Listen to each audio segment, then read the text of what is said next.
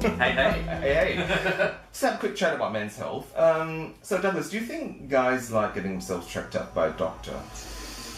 In general, for just anything? Yeah, okay. So I think ultimately, like, doctors fear... cut.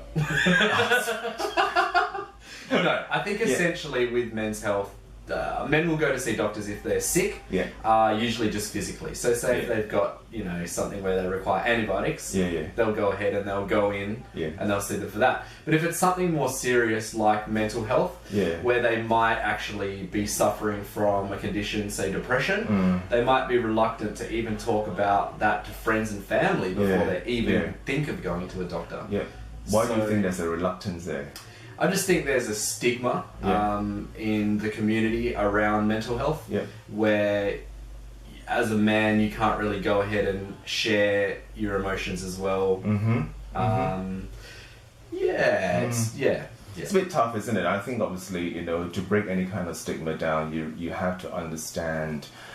We've got to understand quite a lot of things, you know. Firstly, what caused that stigma? You know, why is it difficult for the community to even accept the fact that, you know, guys do go through mental health challenges? I mean, the stats that we have been,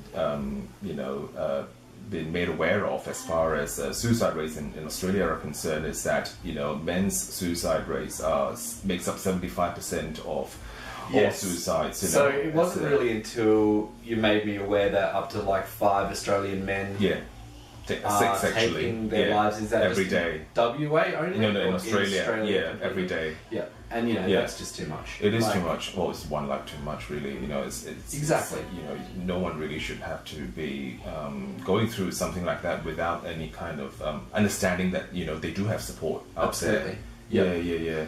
So, you know, if you've got a mate who comes up to you and say, hey, you know, things are not really good at the moment, how do you know, what would you do? So I literally can think of 1 or 2 people that's happened within the last week. What we did is we just went and shared a coffee, had a bit of a chat.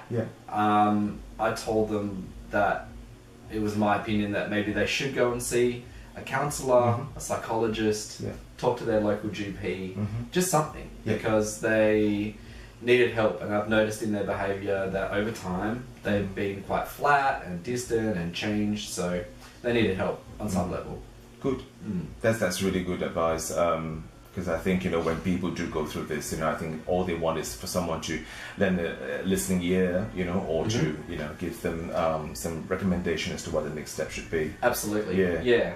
And it's just about making them aware that there are services available out there. It doesn't cost the earth if it's a financial issue. And then just more recently at the wellness clinic that we have here in Ellenbrook, we had someone come in, obviously can't say any names or anything like that, but it was a male that came in, and the client was displaying suicidal tendencies. So the counsellor decided that we would have the man transferred to Joondalup Health Campus to get some mental health care plans in place. So pretty serious stuff, and happy to help where we can. Awesome. Thank you very much.